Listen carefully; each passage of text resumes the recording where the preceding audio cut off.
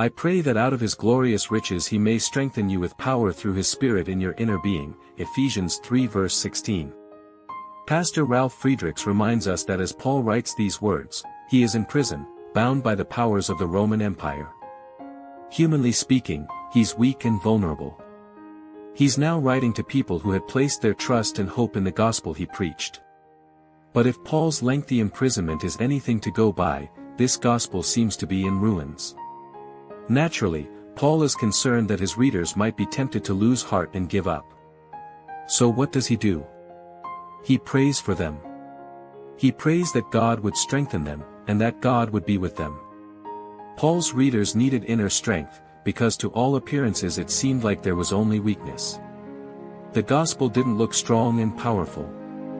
And of course, the lives of Paul's readers, like our own lives, would also have had their share of weakness.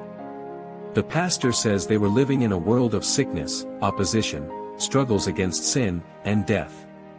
So they, like us, would certainly have been tempted to look elsewhere for strength and power.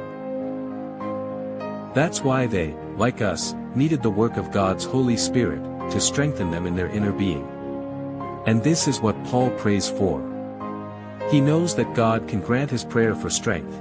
After all, God has already displayed his limitless strength and glory and riches by raising Jesus Christ from the dead and exalting him to heaven above all the powers of this world.